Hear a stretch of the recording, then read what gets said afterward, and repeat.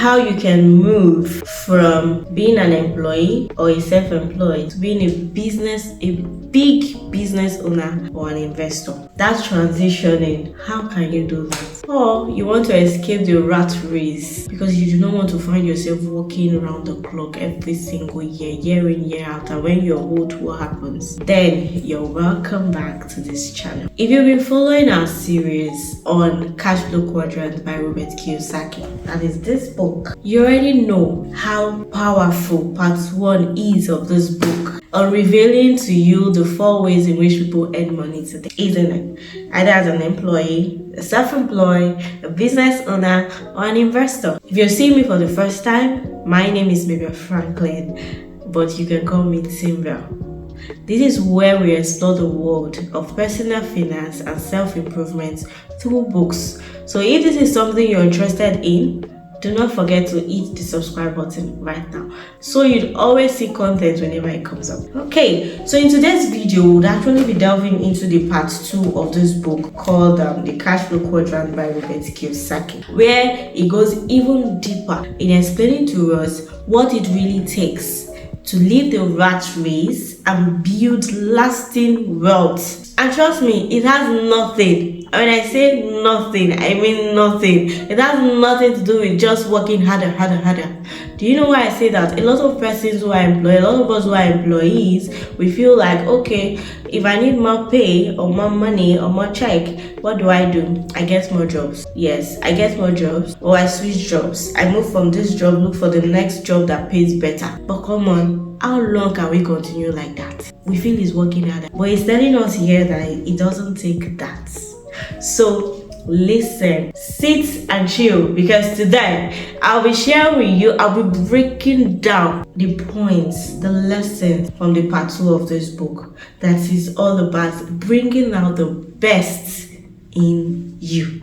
So let's get started. To start with, I'll be explaining to you what it really means to be a business owner, which is what I learned from this book. A business owner builds systems. So you might be thinking you're actually a business owner because you own one shop where you are actually controlling every activity there. You're not a big business owner. You're not a business owner yet because you've not built a system whereby that system or your team of people there keeps generating income for you without you even involving yourself directly. That is when you know, yes, you're a business owner. So build a system and team that keeps generating income for you without your direct involvement. So you see, this quadrant makes sense, isn't it? Because it offers you scalability and leverage. So you're leveraging on people, you're leveraging on your time, on their time. It allows you as a business owner to even earn more without trading time for money. We should be honest with ourselves. Aren't we tired? Look at what our parents have done in the past. They work hard.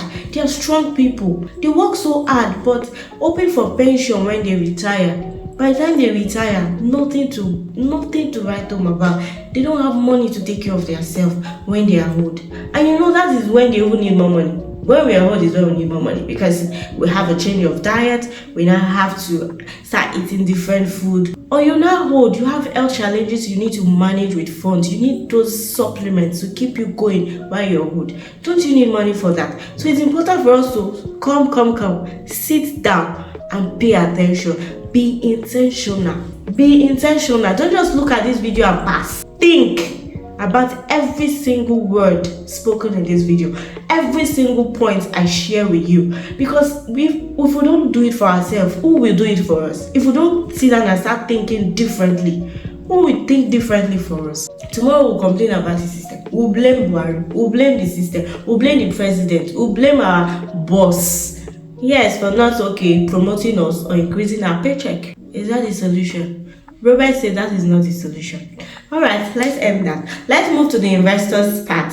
What does it mean for you and I to become an investor? Robert says here, simply put, he said put your money to work.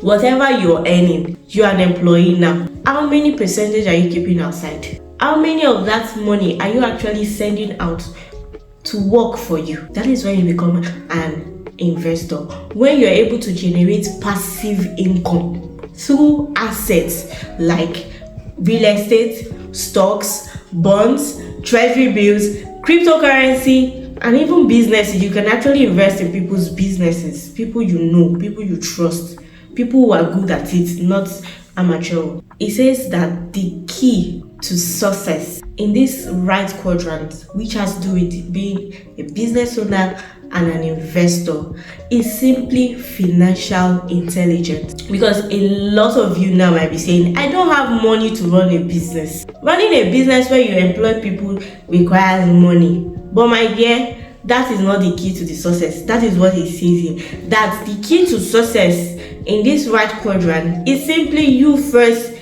educating yourself, understanding the knowledge, having the knowledge of money, understanding how money works, understanding cash flow. In that way, you'll be able to learn a lot of things. You need to educate yourself and also understand how investment works. It says financial intelligence is not so much about how much money you make. So don't think it's when you start making millions, then life will stew or life will soft. You're in a long thing. How much money you keep, how hard that money works for you, and how many generations you keep it for. So don't you want this? Don't you want to succeed in this quadrant? Don't you want to transition? Wherever you are is actually fine. So Robert wants us to actually understand that we can't actually change our quadrants without changing our mindset first. So it starts with shifting your mindset. And that's why it says it clearly here that it actually takes a dream, a lot of determination, and a willingness to learn quickly.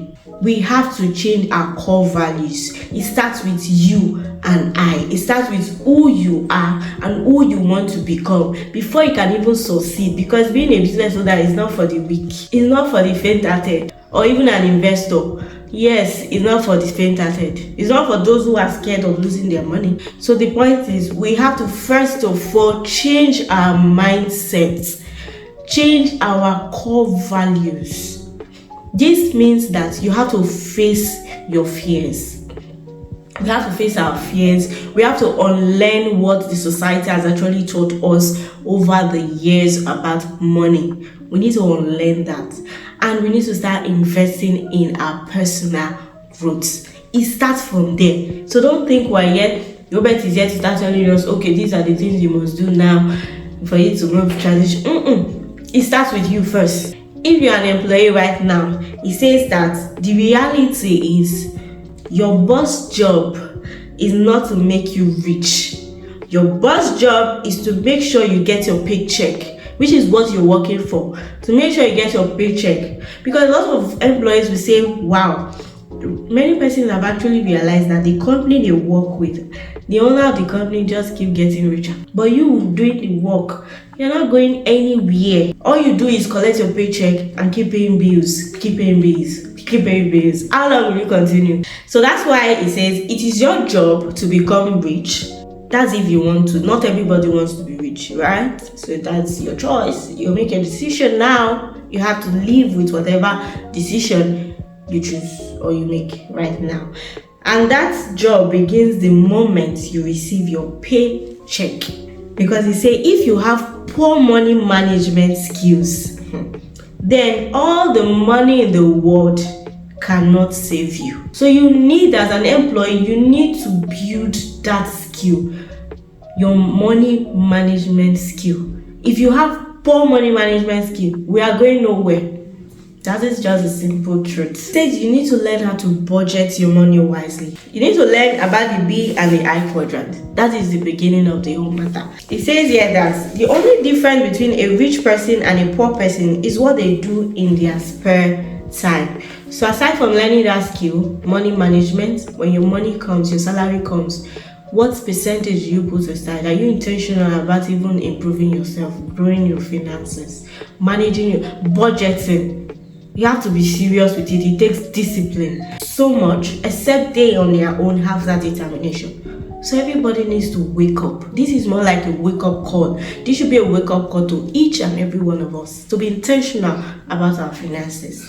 So money will only, that's a quote from this book. It says money will only make you more of who you already are.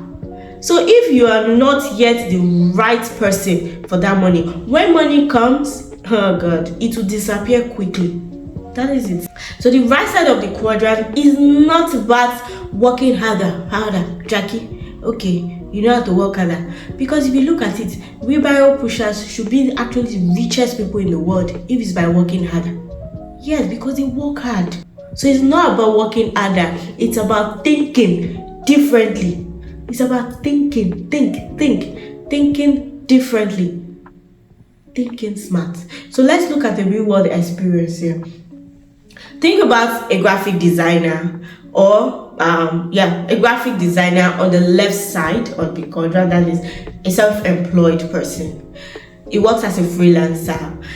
So he usually charges hourly for his work. He charges hour rates, right? But for him to be on the right side of the quadrant, he needs to own a design agency.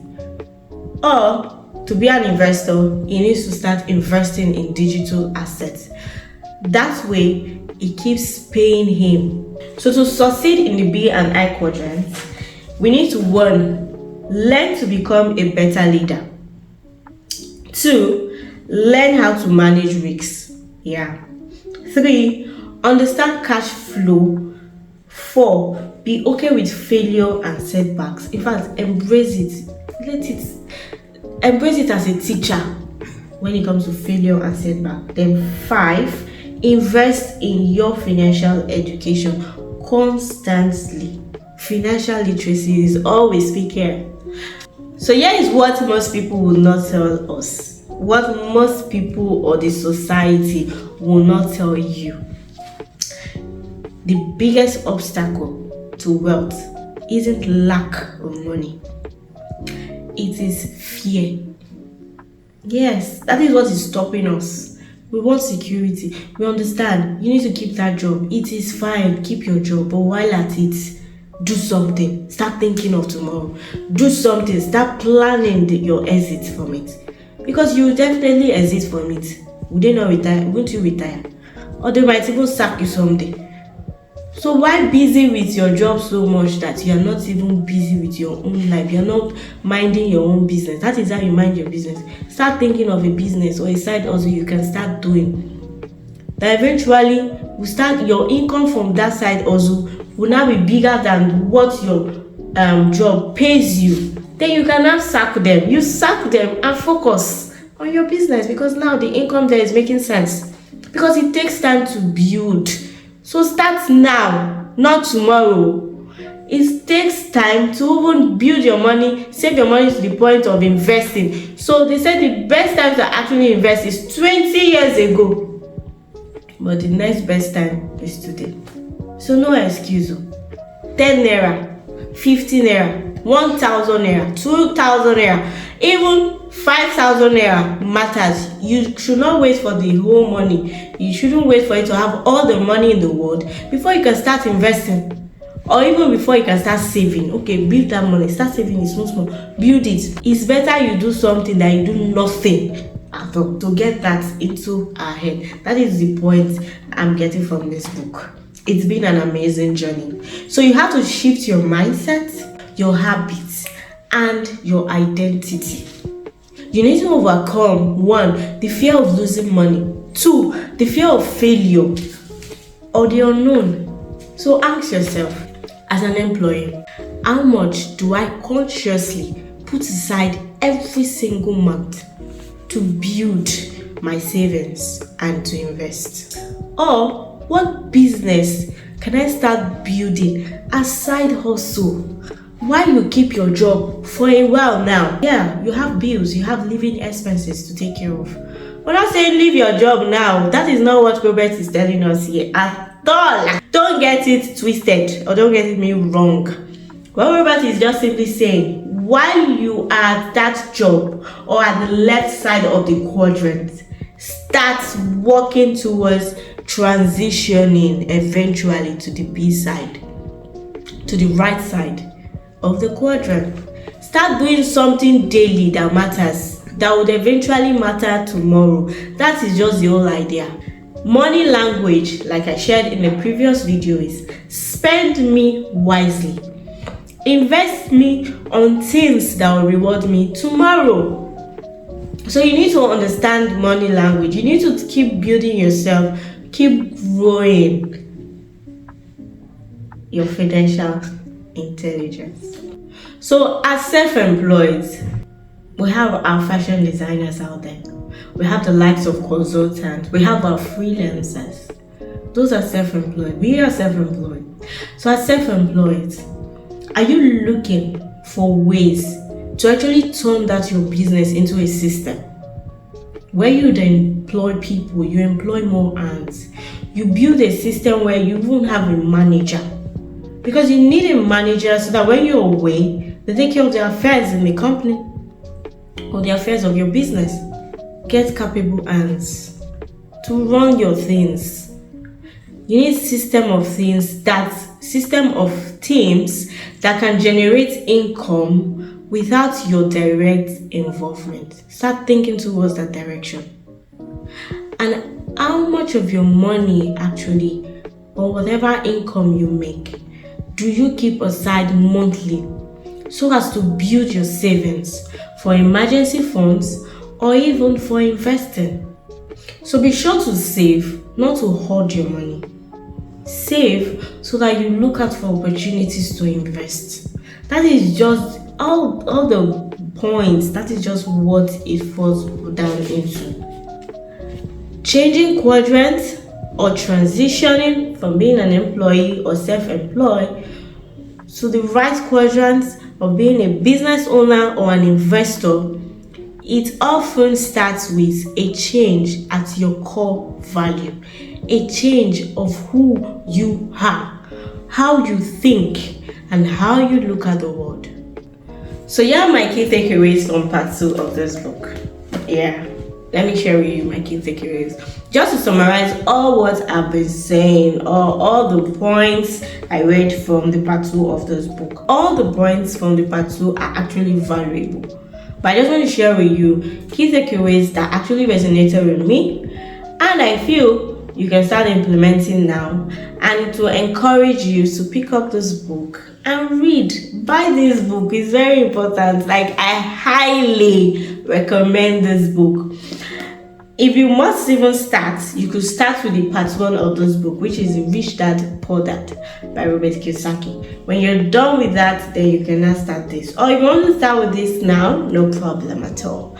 I'm just here encouraging you to please educate yourself, invest in your financial education, financial literacy, not just reading novels, not just reading love story books.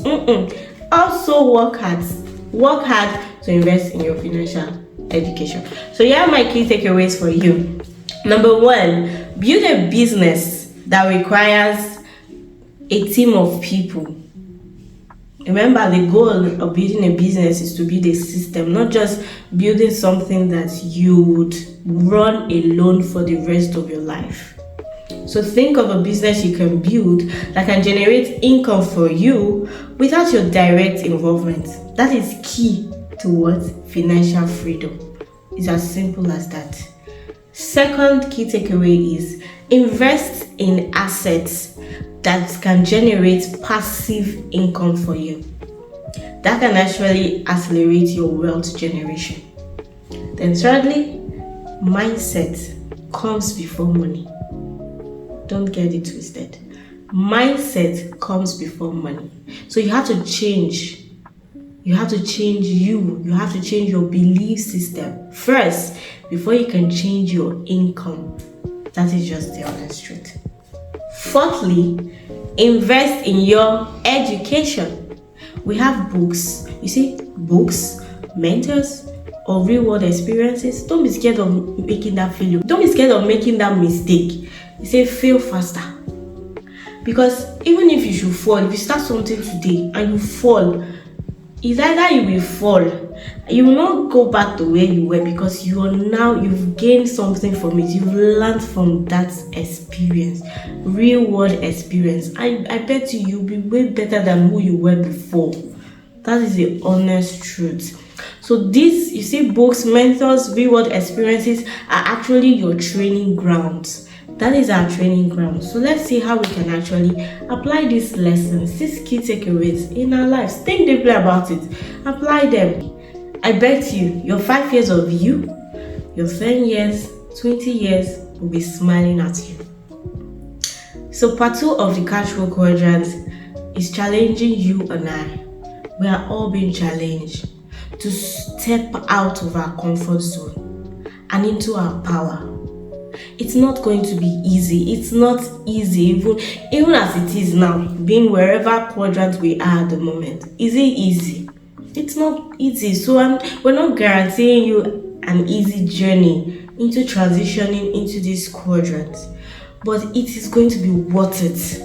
Transitioning isn't something you do overnight. It's not something you do overnight, but you start the work small, little by little now, and tomorrow you see the results. But it's something you can actually start today. So remember this: transitioning isn't something you do overnight, but it's something you can start today. Start today. When your next paycheck is coming, how much money are you going to keep aside? I trust you all to do this. I trust us to actually improve ourselves. I trust us to improve our personal finance, to manage our finances right. Before you buy that expensive gadget, before you buy that clothing, before you buy that designer shoes or designer bags, make sure you put aside, pay yourself first, put aside the percentage that you're saving, building your tomorrow, building your future, so that we would all benefit and be happy when we get to our tomorrow. So if this video gave you a new perspective, or you found this video very, very helpful, don't forget to like, subscribe, hit that subscribe button, and turn on the bell notification for more powerful book reviews like this or breakdown like this. And drop a comment. Let me hear it. What quadrant are you in now? And where do you want to get to?